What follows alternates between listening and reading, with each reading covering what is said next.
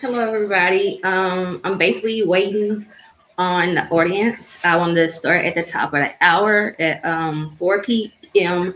Central Time and 5 p.m. Eastern Time. So I'm just waiting to build up the audience, get a couple of viewers, and just want to make sure I started on time. Thank you for tuning in to the two viewers who are already here.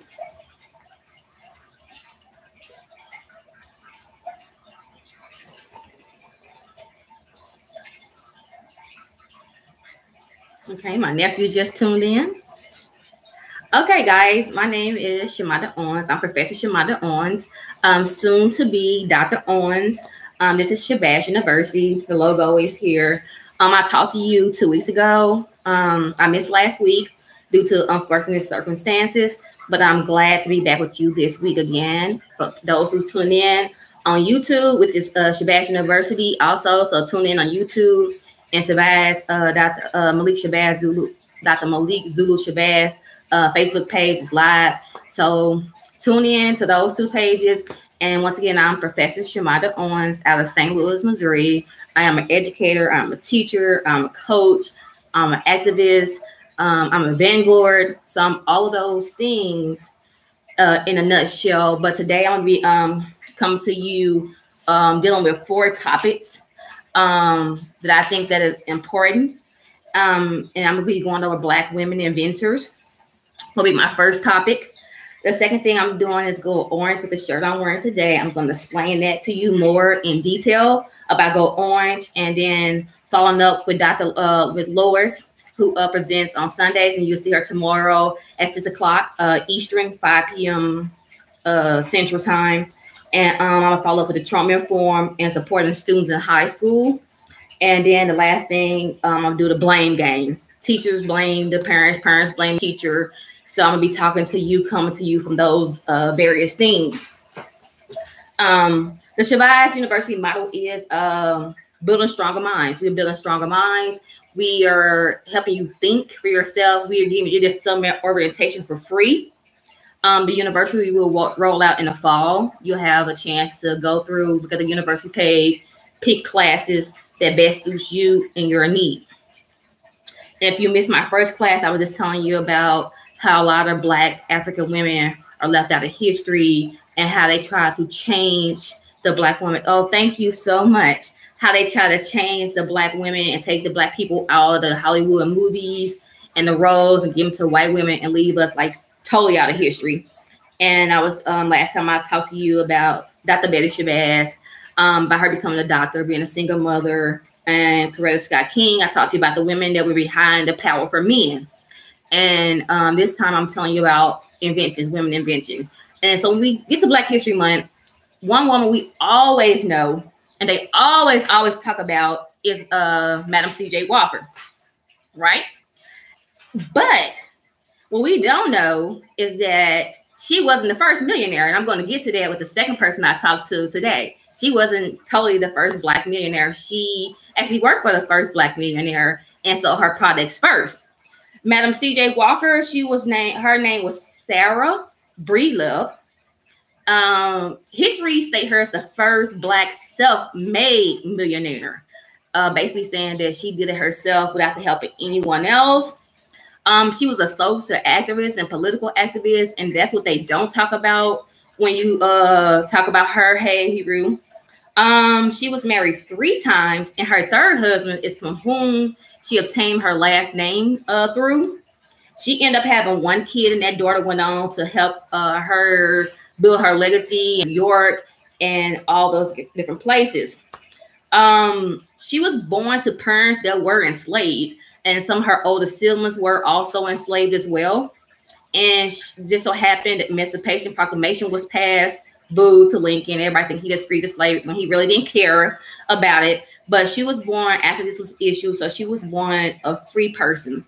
And her mother eventually died when she was younger. Her father died when she was 7. And so she was an orphan when she was 7 years old. And she had to go live with her grandma and place to place in different homes. She sold products for Annie Malone. And Annie Malone was based in St. Louis. And I'm going to go more in detail with her. Annie Malone was her mentor. And this was she met her when she came into St. Louis. Madam C.J. Walker, older brothers was in St. Louis. They were barbers. And so they got her interested in the hair care products that we know. So she went door to door. And basically she said to keep dreaming. You don't know how big your dream may become. Because at first she started out picking cotton. And then she was a washwoman. So back then in the house, you only had... oh, wow. And so only thing you had like to do the wash maids and stuff like that. And so then she became a cook. And then she became a millionaire by taking somebody else's dream and then patenting her own hair care product. She gave scholarships to Tuskegee Institute. She helped build the YMCA. She was a political, economic, and socialist activist. She did a protest in New York. She also helped with the East St. Louis riots. It was 39 Black soldiers killed in the East St. Louis riot, and she took part of the silent march when she came back to St. Louis. She basically started the anti-lynching association. She gave money, like $1,000, and donated money to those to help find people that were lynching the Black men. So she was on that, and she also gave to orphanages, like people, so the homes to keep the kids, because she had once been an orphan as well. So that besides her being a millionaire, and basically her name changed when she met her third husband, she, you know what I'm saying, she was into political, economic, and social standards, changing the game of the Black women in whole. So that's Madam C.J. Walker, besides just her hair care products. So I just wanted to give you a little background on her. And moving on to the second woman, who was the first millionaire. Her name was Annie Malone. She has a center here in St. Louis named after her. It is a foster care center.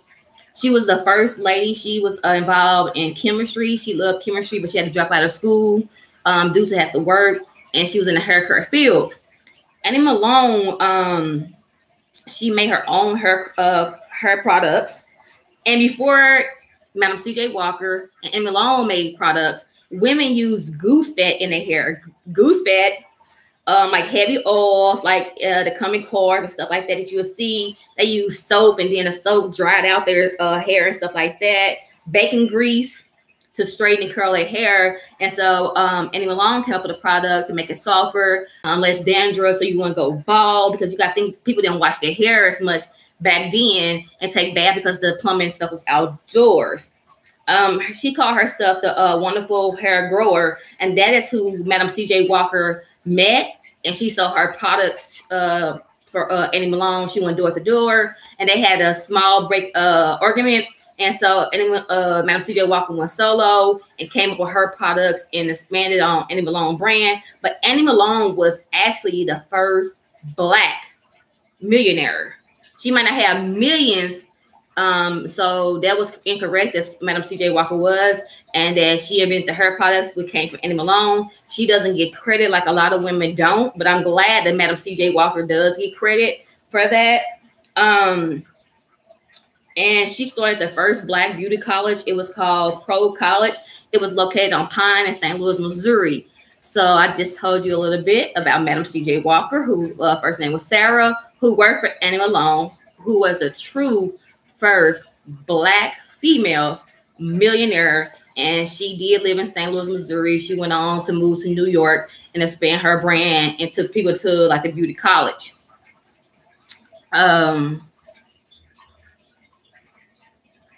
So yeah, somebody being really disrespectful, calling me the H word, that is really inappropriate. If you don't like what I'm saying, you can feel free to remove yourself and not even listen to what I'm saying. But I'm giving you some knowledge that is lacking. A lot of people tell you about the Black people doing the civil rights movement, but I'm just trying to give you the viewpoint I have on a lot of Black women that are forgotten about in history. And that's the only thing I'm doing, trying to still acknowledging you, brother. So there's no need for name calling. I thank you, David, for taking up for me.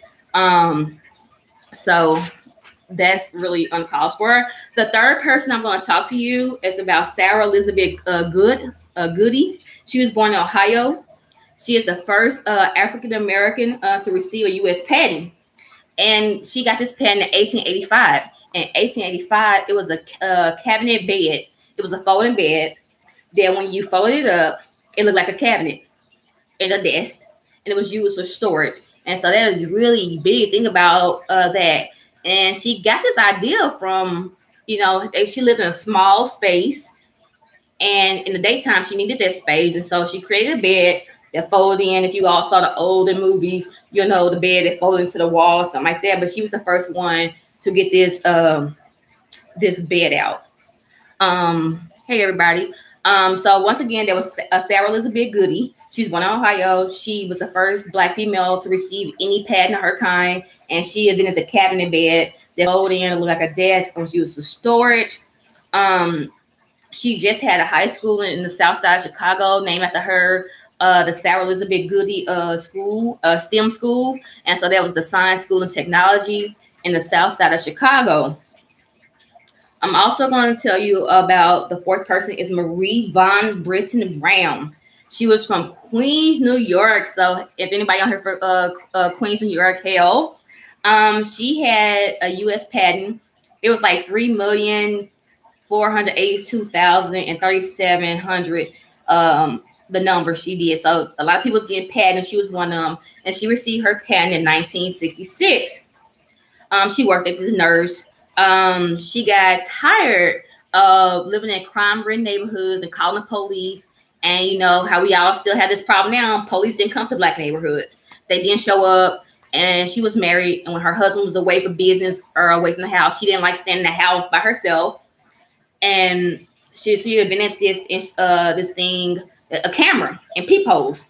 And I'm gonna get more into that. And she didn't like answer the door. And we all know, we've been there before, especially women. When somebody knock on your door, you can't see who out there. You don't want to open the door for fear if somebody's trying to break in your house. You want to actually see, peek out, or whatever. So she didn't feel safe alone, and she didn't like to answer the doors. And she started off with a system of peepholes and cameras. And so the cameras could let you see who on the other side. And it had monitors. She had the first TV monitor. You could see who's on the other side of your door. And so hail to the queen for being the first national security camera. A TV, you can also see and hear them on the thing. And if you didn't feel safe, she had this alarm. You can call the police to sound an alarm. The police could be at your house. So she didn't have to answer the door. They didn't have to know she was in there. But she invented the first home security system through peekholes and through a camera above the door. And so you can actually see and hear that person and see it on the TV. And she also invented a remote control that you could unlock the door with.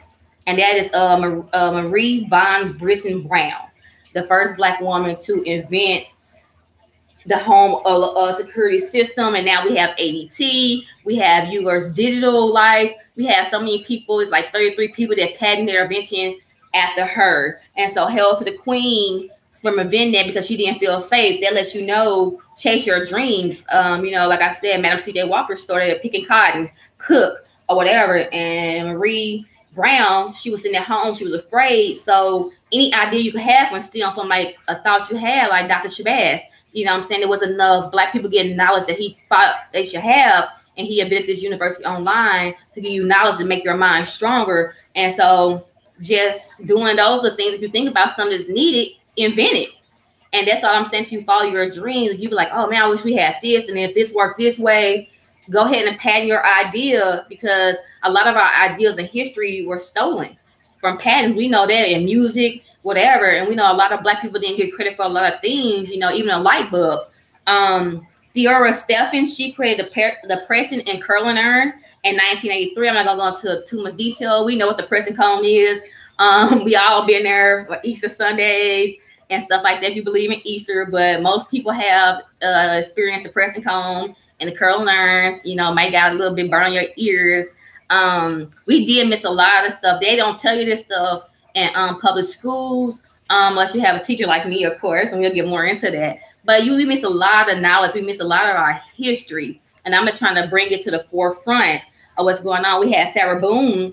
She was ironing her clothes and she couldn't get to the sleeves of her dress. And so on April 26, 1892, she came up with improvements to the ironing board. And so it was a narrow thing to put a sleeve on so you can iron the sleeves and press it to the dress. And so those are my contributions to Black women in history. And once again, that was Sarah Boone. There was Theora Stephens. There was Marie von Britton Brown. And then it was Sarah Elizabeth Goody. And you had Annie Malone and Madam C.J. Walker. Was the first thing I was talking about. And that was Black women inventors that was often forgotten about in history. So, and next week I'll be bringing you more details about my next lecture. It's going to be like African queens. And so my second topic is what I'm talking about now is the Go Orange. In June starts National Go Orange Month. And it's, you can see my shirt. We wear orange for gun violence, put down the guns. And so that's what I'm talking to you about. We fight, we march, and we say put down the guns. Like, and it's not like because I don't want to take your Second Amendment away from you, but I'm talking about violence. And to deal with this in the Black community, we oftentimes lack conflict resolutions. How to deal with our emotions. We told don't Black males are told don't cry. You know, hold your feelings. You a man. You do this. And we often left. I don't think you can do is be angry. But my thing is, how do young men get these guns in our neighborhood? Somebody are giving them guns. We know some people get them from robbing, breaking in cars, and stealing. But the amount of firepower and weapons out there, come on now. These guns are placed in our community on purpose for us to do genocide and kill each other. We march when the police kill each other. And people get mad, like, why do y'all march when the police kill you? Because we know the police killed the innocent Black dude or the Black dude who was running. Oh, well, we can prove it. We can see video and we know who to target. But when it's Black on Black crime in the neighborhood, everybody had this system of be quiet, don't snitch, don't tell, stitches get stitches, unless it hit home. And when it hit home, we always say, oh, somebody know what happened. Somebody seen it. But when it's you and the cops come cameras knocking on your door, boom, boom, boom, boom, boom. Hey, you see anything you hear? No, I didn't see anything. You too afraid to snitch. And so this whole thing, we march, and it's in other cities today. So Go Orange, if, you know, and like I told, I marched for my students at Vashon High School. And 1 year we had 8 kids that was murdered from gun violence alone. I'm talking about 14-year-old. It's nothing like seeing a 14-year-old lay in a casket. And we fight, and they are fighting over hoods. It's not gang related anymore for real. They're left in like the 80s, 90s, 2000. It is hoods in most of the cities. The area and the hoods, like JD said, we don't own it. They fighting over land that their parents don't own. It's just you grew up on this side of the hill, they grew up on that side of the hill, and they're fighting. And they're shooting each other. They no longer fist fighting. You know, like on Friday, say you live to fight another day. It's sad. And I know that they're placing these guns, and like somebody else just said on here, drugs is in our community because 16-year-olds, 14-year-olds, they're getting a hold of guns. Sometimes their parents don't even have these guns. They're hiding these guns. And so basically, it's like they feel like that's the answer to everything. If I get beat up, I'm coming back, I'm shooting you. I'm shooting up the club. I'm shooting innocent people. Kids are getting killed in their sleep. St. Louis is the #1 murder city in the world. And how is that? We have a lot of unemployment. We have a lot of people that don't have this knowledge. And that's what this university is doing, giving you knowledge, giving you trade, giving you the skills to defeat this. So you ask for it, you getting it. But that was my second issue. Like, go on, stop the violence. And it doesn't hit home until you see your loved one in a body bag. Until you see your loved one in a casket. By then it's too late. Be active. Take your community back. Take your neighborhoods back. There's no such thing as snitching. It might be your child. It might be your nephew. It might be a little dude running on you over a cell phone or over a bag. You're getting killed over a cell phone, over Apple phones. It's not worth your life. You being quiet is not worth your life. So I want to, tell everybody get involved in the neighborhood, go orange, patrol these neighborhoods, make the streets safe for kids. The kids are our future. We have to educate them. And we have to come up with ways to deal with conflict other than just pulling out the gun, bang, bang, bang, and shooting. And most of the people shoot and miss. And that leaves somebody fatherless, motherless, childless. And it's nothing like a mother losing a kid. Because every parent feel like, that they're supposed to die before their child. And we lose a lot of great kids that don't even make it to 21, more or less 18 because of gun violence. And that's the thing I'm saying. Like, we have to do better in our Black and brown communities at controlling these guns, getting these guns out the street, being vigilant in our communities, and figuring out how these guns are getting on the street. That's the whole key thing. Like, how these kids get these assault rifles, how they get the ammunition. You can't walk in the store and just buy a handgun unless you're 21, and they do background checks. You know, ammunition costs a lot of money. I'm not saying don't own guns, because, you know, I personally do, and I have concealed carry. I'm not saying by any means don't protect yourself when you feel like somebody invading your space, breaking your car, breaking your house. But I'm saying that this has to be an alternative way for our younger people to express their feelings, especially males. And it's just not males. Like, I had to express to some of my female students. Females are getting killed too by a woman rape, or you may be in the wrong place at the wrong time, and they're getting shot and they're getting killed. And sometimes, in most cases, they're leaving kids behind, and it's broken. And so if you do get caught, it's two families that are affected. It's just not one family. And then you looking at it like, oh, how does the mother not know that he had the guns or something like that? And so that's the killer's parents are affected too. And it leads to a vicious cycle. If you kill my partner, you kill somebody in my family, then I'm going to retaliate and I'm going to kill you. It's an ongoing cycle. It's an ongoing vicious cycle that must end. And so that was the second thing that I wanted to talk to you guys about. To go on, you see my Black Panther button. So that was like, you know, gun awareness violence march. And we marched, and somehow it did not rain until after the march was done. We did like a almost 5-mile march. And it got real when people came out carrying a casket. You know, all senators came out from Missouri State, local and state level government, fire chief, and all that came out. And I was glad to see the Black senators, the Black wardens that came out and stood proud in our communities, and how the way people applauded. So, you know, don't sit on the sidelines saying, well, we're not doing what we're not fixing. Why don't y'all do this? Those are the main people who complain. You can start as little as 2 people. It takes one person to have an idea and to act on that idea and to get everybody on board with the idea. Go on and start it from somewhere. It was one person's idea, like, hey, let's do this, and people jump on the bandwagon. So don't blame others. If you see a problem that needs to be fixed or addressed, then you start it.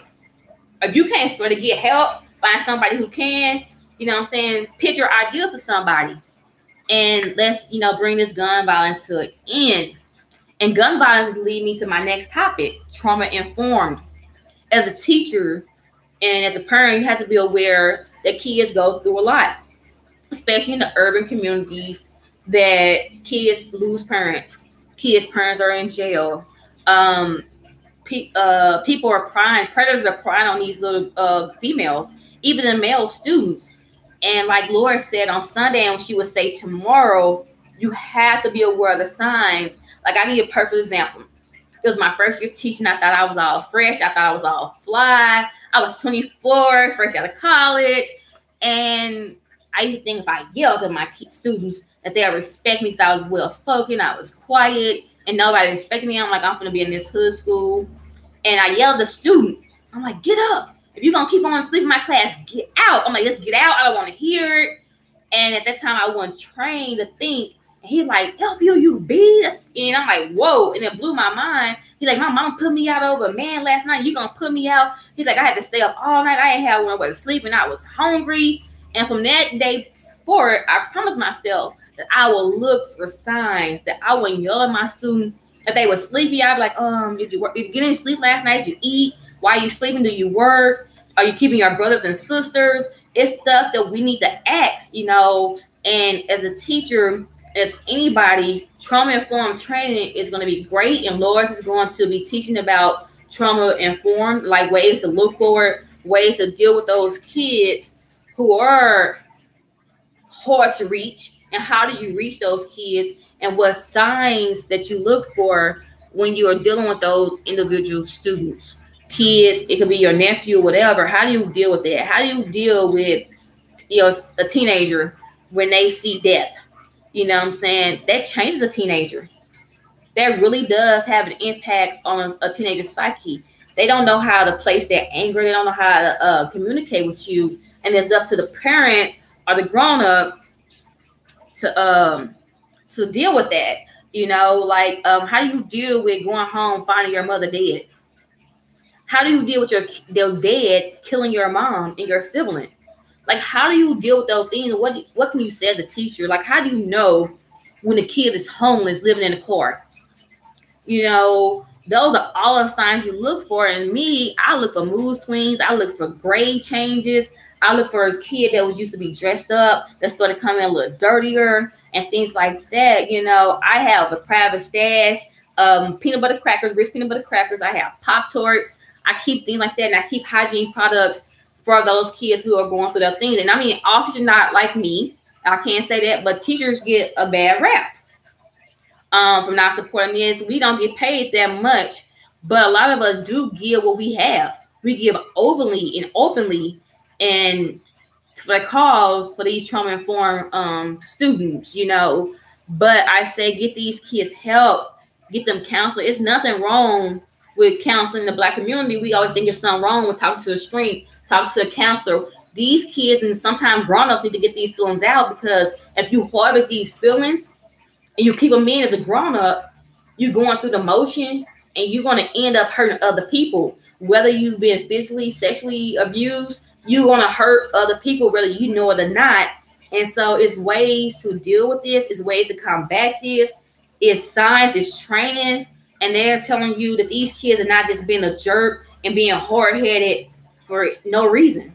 There's something really wrong with that kid. And it could be a trigger, like a song could trigger my mind of what happened to me, or that I lost my parents. It could be a smell that make a little girl that was sexually abused go crazy, you know, and she can just start acting out from just a simple smell.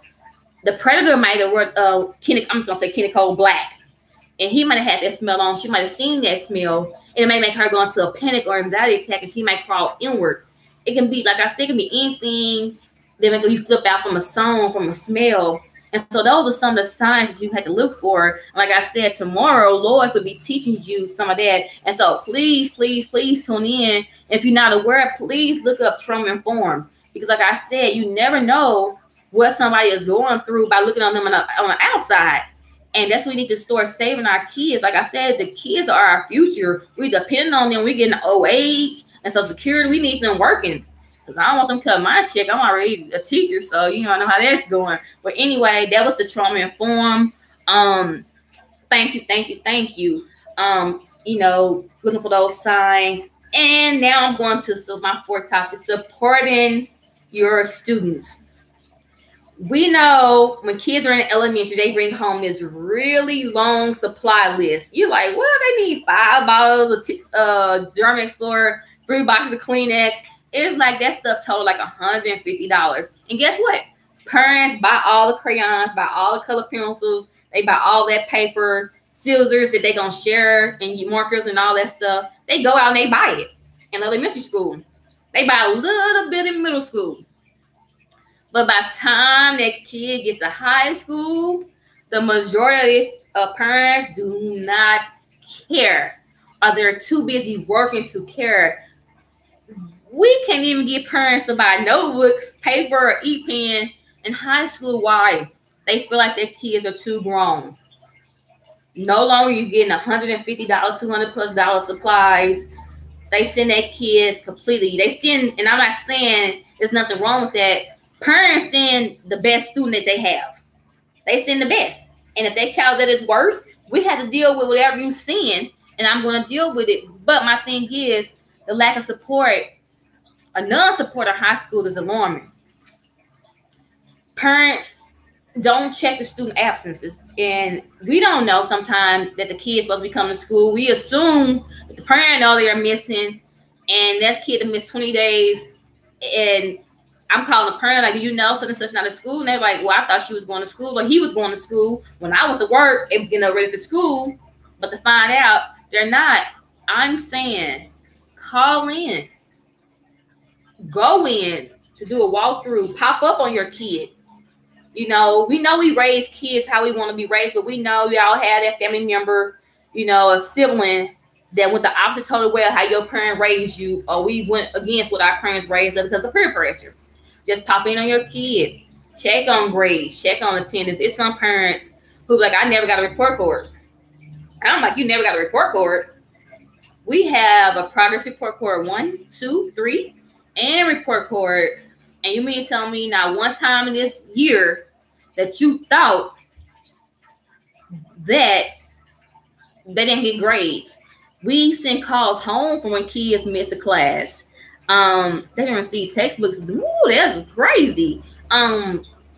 We know that support starts at a young age. And Dr. Jen talked about, you know what I'm saying, parent support, you know, raising the kids, the pathway to that. And Laura's talked about it. But it starts at home, like when a child is little. And it's something we, as a culture, we don't take into consideration. A lot of people let cartoons raise their kids instead of putting on learning things on TV. They're watching SpongeBob. You need to read to these kids as often as you can. A trip to the grocery store could be a learning experience. What shape is that? What color is that? You know, what do you see? Don't talk to your kids in baby talk. When kids get in elementary school, you can read them a bedtime story. You can read on the weekend. If it's one book a week, you can change your child's life. Black kids at 80% come in lacking behind a white counterpart because they can't read, because they're not learning. And so for the rest of the high school years and on throughout life, they're playing catch up because we were too busy. We had to work 2 jobs. And I know sometimes you can't do it, but it's a lot of programs in different cities, after school programs, a lot of tutoring that's offering. There's a lot of free things online that you can get your child to. Get that child help.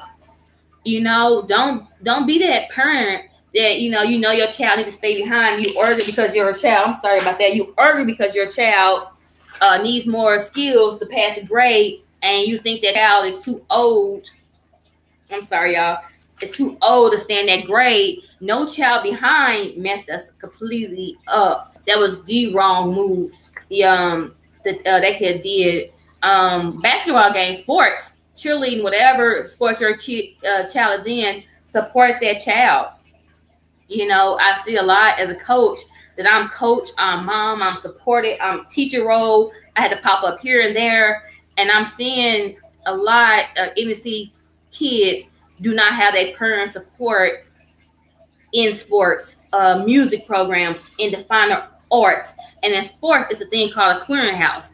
And some of the parents wait till the last minute, think that kids gonna get that scholarship, and they neglect to take an extra Spanish class, an extra math or English class, or to put them in the clearinghouse to upload their sports videos. Because sometimes the coach can't do it, but you as a parent have to be active. That's what I'm talking about. That's what that support start. You know, trying to help with homework. If you can't help, it's Google. It's called picture math. A lot of us lack math skills. You know, we done forgot about how to do algebra. We forgot about how to do geometry. But it's up to you to solve that problem. You can Google it. You can download apps. It's all kind of stuff out there to help your child in school. Just because your child is in high school, that does not mean your child is grown. When your child turns 18, that does not mean that your child is grown to put your child out. We have this huge debate that a lot of Black people, when their child get 18, you have to go to school, get a job, or get out. You know, let that child stay with you until they're in their 20s. Yes, I'm on YouTube again at Shabazz University. If you just tuned in, I am Professor Shamanda Owens, and this is Shabazz University, and I am on supporting students. And like I said, you have to be take a more active role in these kids' life. Males, you have to be mentors to some of these males who lost their dads in the system. Females, you have to be mentors to these females. We need that. We need the guidance. We need etiquette training. We need more young men in ties. Us, a lot of men don't know how to tie ties or bow ties. And that's what the support I'm talking about, those. And the last topic I'm coming to you about is the blame game. A lot of parents blame the teachers for their kids reading low, graduating low. And a lot of teachers blame the parents. And so where do we place this blame? The blame is to be placed on the government. There's no money in education. They take the money and they give it out. And like somebody saying, charter school, a lot of money is going to our charter schools. We even have to pay private schools. And so it's a budget cut. There's only so much we can do what we given with. We have to work with what we were given in these schools, in these situations, and it's up to parents and all stakeholders to change stuff. You know, go to the Board of Education to change laws. You know, saying what you want to taught in school, saying what your students not getting. You are the voice. You're the advocate for your child. You have to advocate for your child. If you feel like they're not getting enough homework, tell your teacher, tell the school they're not getting enough homework. If you feel like the class is too big, advocate. And it's just a blame game. Like, oh, teacher's not doing this, teacher's not doing that. How you actually went up there in your child's school to sit in that teacher's room? When did you visit the school? Don't just trust the teachers are doing what they're supposed to do. Know that the teachers are doing what they're supposed to do. And teachers, don't assume that the parents know that the child can't read, or the child is missing, or attendance. Call these parents. When that child starts to fail, you have to call. And sometimes the teacher, sometimes I get busy. I'm like, oh my God, I got 175 kids on my caseload. It's hard for me to call all parents. And so the blame game has to stop somewhere. And that is me, and that's the time. And if you missed it, I talked about the women inventors, Black women, and that was Madam C.J. Walker, going on to patent her own hair products, and she became the first self-made Black millionaire. And I went on to talk about her mentor, Eddie Malone, who was the first Black millionaire who had the foster care center named after her. I talked about Miss Goodwin. I talked about the Orange, Put Down the Violence. I talked about being trauma-informed. And then I talked about supporting students and the blame game. And I'm about to look through and try to answer any questions that I may have missed through here. And once again, I appreciate somebody was, saying derogatory term that you took up for me. YouTube, however, I'm looking at this. Okay. Thank you. I appreciate that. She said my hair is beautiful. You said thank you for your strength and intelligence. We need you desperately. I'm here. I'm committed into educating youth. I don't know who that Orlando Williams was, but thank you, Bobby, for coming to my rescue. MOJ. Thank you, Dr. Shabazz. I'm looking for questions. It's not too many questions. If you have a question, please feel free. If you want to see me talk about somebody that you feel is important that I need to bring up, or a topic, you can feel free. Like I said, this is summer orientation. We just giving you a little snippet of what's going to be happening at Shabazz University. This basically, we're talking about topics. These are not even the classes, but I'm going to go more in detail about different people, about different books. This is a funny thing. Somebody made me read this book and try to help out with Caucasian white people teaching the hood. It's a book called What to Do When You White and Teaching the Hood. It's not even written by a Black person. So my thing is like, how can another Caucasian person, white person, tell a white teacher how to deal with Black kids in the hood, unless they're trauma informed? And that's the whole problem we have. We need more of us in the classroom. We need more of us after school programs teaching these kids. Thank you. We are missing a lot of Black education. We are missing a lot of inventions. We are, like I had talked about last week, the movie Hidden Figures. It took so long for that movie to come out. There's a lot of Black people behind a lot of stuff. Even Columbus discovered America.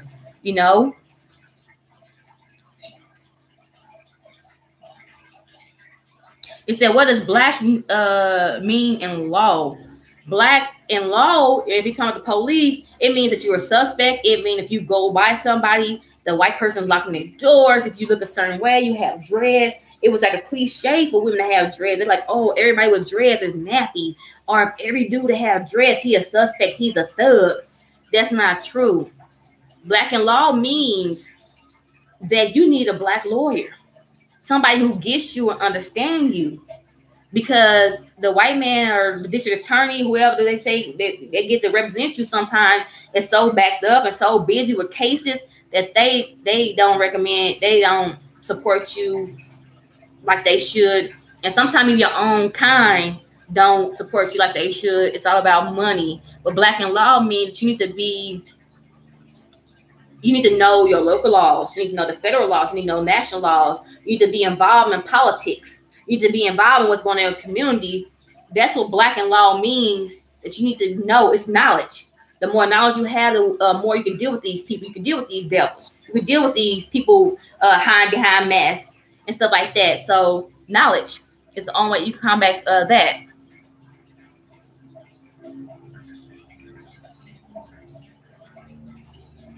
Okay, nice. Somebody stand in a room full of white people have me on stream. Black power.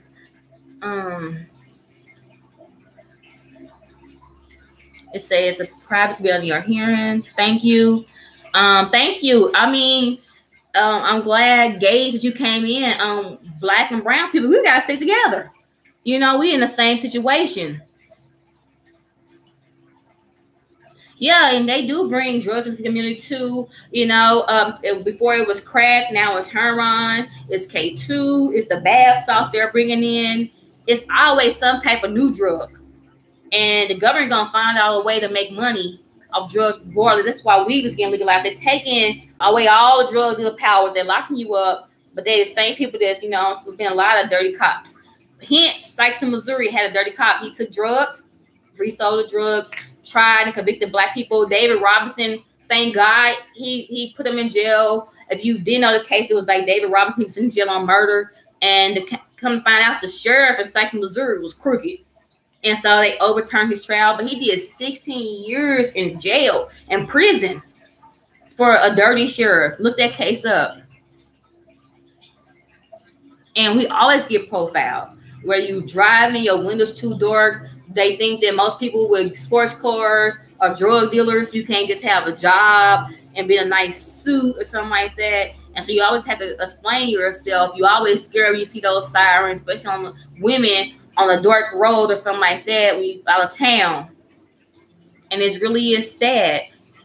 And yeah, we kill each other over sneakers. It's just like genocide. We've been made to think, you know what I'm saying, that we are so materialistic. Like, take, for example, LeBron. He gets scholarship. He gives back to his communities. He donate. Michael Jordan, we all get in line for Michael Jordan. Michael Jordan do not donate to the black community. But we'll pick Jordans over LeBron's any day. And we have Nagas, or something like that. It's a black shoe company. So support your black people. So I'm not saying don't buy Nikes by any means. Buy what you like. You work. You earn that right to buy what you want.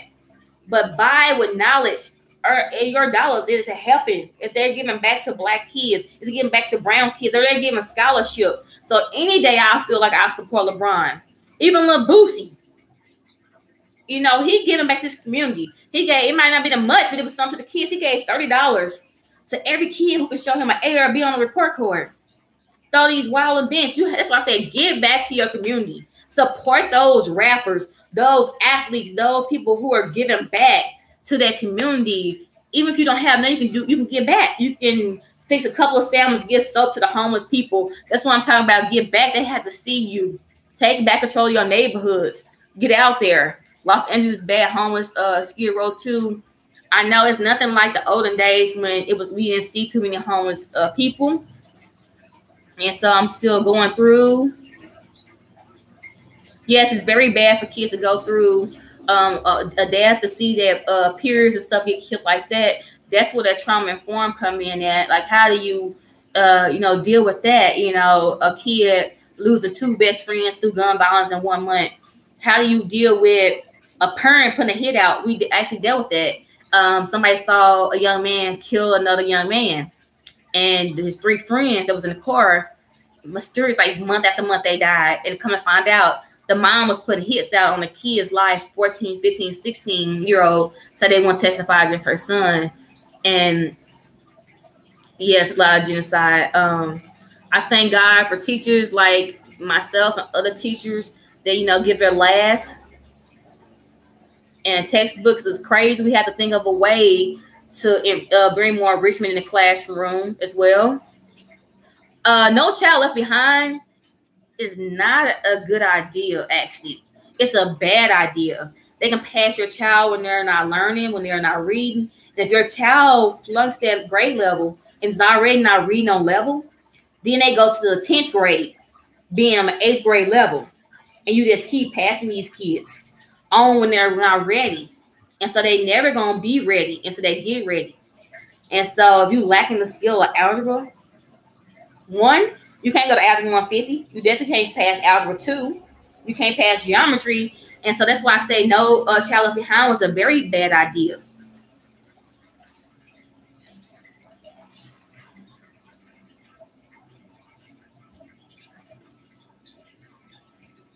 Homework is a good idea. Homework basically follow up on the skills that the teacher taught, to make sure that the kids are doing it, getting them something to do at home, keeping their mind off watching their TV. Name one good show that's really on to help our Black youth, that empower our Black youth. Our kids are watching Love and Hip Hop. There's nothing known that they can role model each other. So get homework, reading time, get them time off the game. It actually give kids something to do and put their mind somewhere instead of being outside. Because the kids big thing, I'm outside, I'm in these streets. And so we trying to keep the kids off the streets, but it don't have to be account for that much. You just, follow up. And yes, the blame game is horrible. And like I said, it's the budget cuts that they're making in education, especially like people who are in education, taking these higher office. They've never been teachers. They've never been principals. They've never been administrators. They don't have any inkling for education. And it takes us to, we educate the doctors, the lawyers, the politicians. You have to come through high school. And by you not paying enough, a lot of teachers are getting out the field. They're doing other things. Or a lot of teachers don't care, and they don't educate these kids the way they should be. And there's and we have so much standards. I'm gonna talk about that next time. That's so compact. It's a pacing guide, a standardized test, and the course test that you can barely teach what you want to teach and go outside the frame of the box because kids are taking benchmarks. They're taking test after test. Okay. It look like that's all the questions that I had. Like I said, I'm Professor Shamada Owens out of St. Louis. I'm an educator, an activist, a vanguard, and I thank you for your time. And I will see you next Saturday at 5 Eastern time, 5 p.m. Eastern time, 4 p.m. Central time. And I thank you. Make sure you tune in tomorrow for Loris. Will be speaking about the school board perspective and trauma informed. Also, Dr. Amy Jean speaks on Saturday. She speaks at 3 p.m. Eastern time, 4 p.m. Central time. And on Thursday, Dr. Shabazz speaks, Black Men in the Law. We're going to have James Evans. We have more people that are coming in and speak. And like I said, this is summer orientation. So stay tuned. You never know what guests might pop up or what topic we are dealing with. But this is just something free that we're giving you guys. Just you get a taste of what Shabazz University is about. Make sure we get our mission out there. So pass it on to the next person. If you think you need, we're not talking about something, you want to see us talk about something, please inbox Dr. Shabazz. You can inbox myself. It doesn't matter to get it out there. I welcome you. I welcome your thoughts. I welcome your questions. And until next time, stay blessed and stay Black and stay proud.